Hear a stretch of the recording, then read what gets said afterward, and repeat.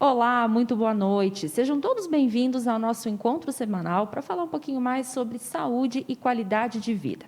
No nosso programa de hoje, nós vamos fazer um alerta para um problema de saúde que se tornou ainda mais conhecido nos últimos dias, após o anúncio, então, de um drama vivenciado pelo apresentador Tiago Leifert e sua esposa, Dayana, que estão aí enfrentando o problema da filha, da Lua, né, que é o retinoblastoma, um tipo de câncer raro, infantil, um câncer ocular, que a gente vai saber um pouquinho mais sobre esse problema. A gente resolveu trazer esse assunto para o âmbito local, justamente porque falar de prevenção nunca é demais.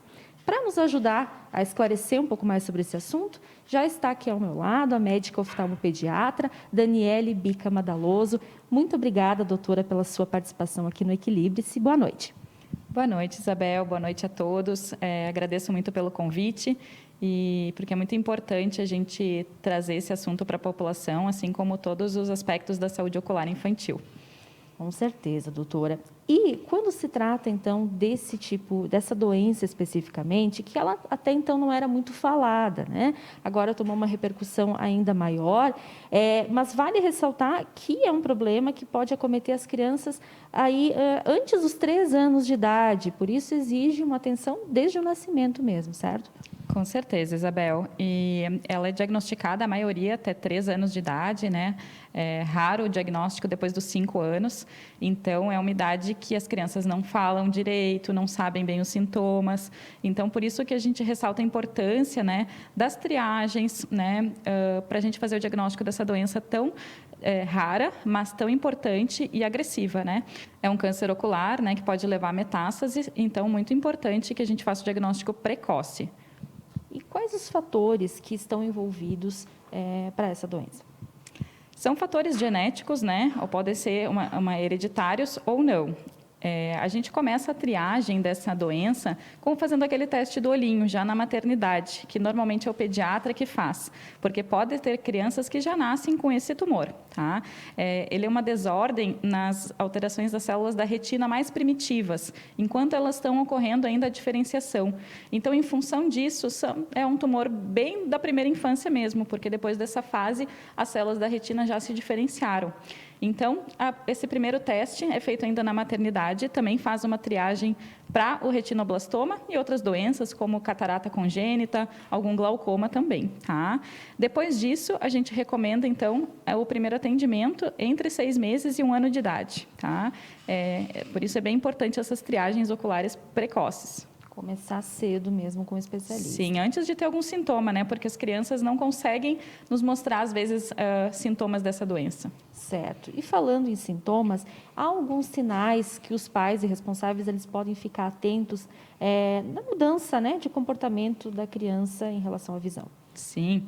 Um dos primeiros sinais que os pais podem observar é aquele olho de gato, né, que a gente chama de leucocoria. É um reflexo branco do olho, ali pela pupila, que é o nosso pretinho do olho, né? Então, às vezes, ele é observado por fotografias mesmo. Quando volta aquele reflexo vermelho, né, às vezes volta de um olho e do outro fica esse reflexo branco. Então, é uma coisa que os pais podem observar nas fotos. Dá uma cuidada ali, ou até mesmo olhando para a criança, às vezes você consegue observar se é um reflexo branco mais importante. E buscar a avaliação qualquer alteração, né? Outro sinal que pode acontecer, que os pais podem perceber, que é o segundo sinal mais comum, é o estrabismo, né? Então, qualquer tipo de estrabismo tem que ser avaliado em função também disso, que é uma doença rara, mas extremamente grave. Pode ser que seja outra coisa, um estrabismo isolado, mas alguma doença que baixa a visão também pode se manifestar como estrabismo. Certo. Para até esclarecer um pouquinho o que é o estrabismo, doutora, né? Para deixar bem claro para todas as pessoas que estão nos assistindo. O que seria também esse sinal? O estrabismo é um desalinhamento dos olhos, né?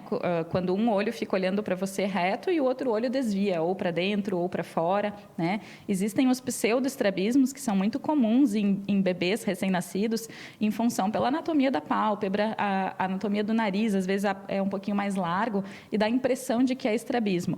Mas só uma avaliação oftalmológica daí completa, né? A gente consegue avaliar se é um estrabismo verdadeiro ou pseudoestrabismo, mas é esse desalinhamento de um dos olhos. Com certeza, vale o alerta. E a doutora Daniele, também todo o corpo clínico do Instituto de Olhos Santa Luzia, eles são nossos parceiros em sempre reforçar esse cuidado, né, doutora?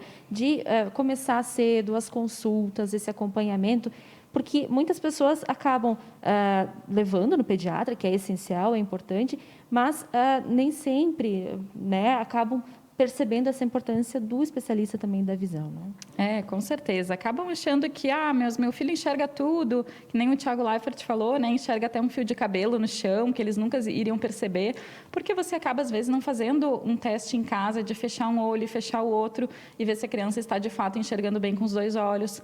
E o tumor, como pode ser algo muito periférico, às vezes não traz sintoma nenhum e a criança pode enxergar super bem dos 2 olhos também.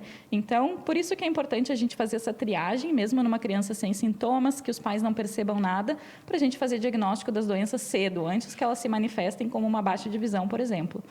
Há casos também, né, doutora, de afetar os 2 olhos, dependendo da situação, né?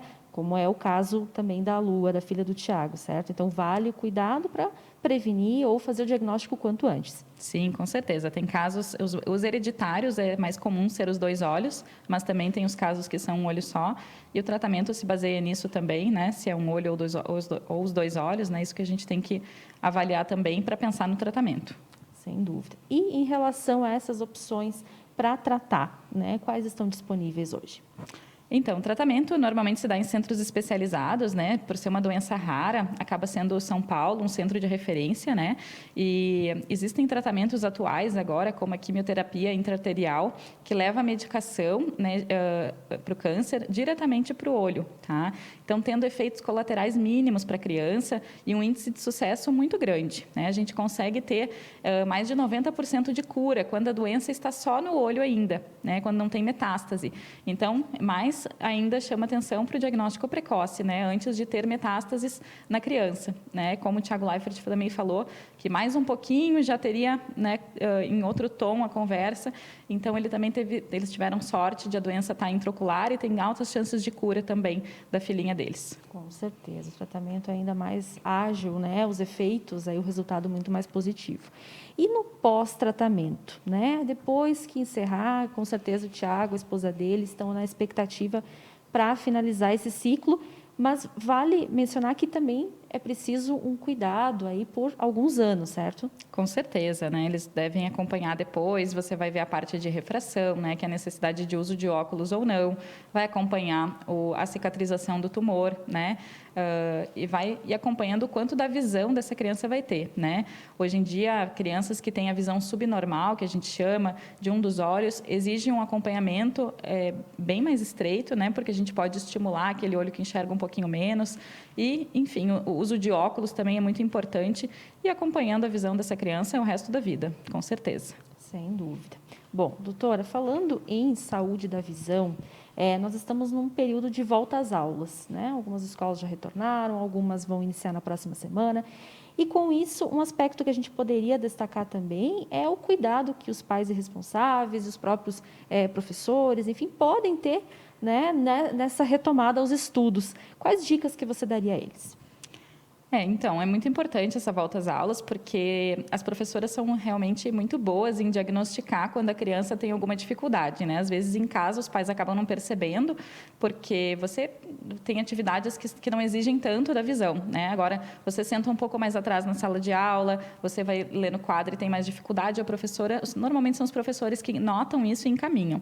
Então, qualquer dificuldade que você note no aluno que está forçando um pouco mais a visão, ou até mesmo no filho, pergunta para ele se ele está enxergando bem no quadro, porque criança às vezes não sabe muito bem o quanto que pode enxergar, né?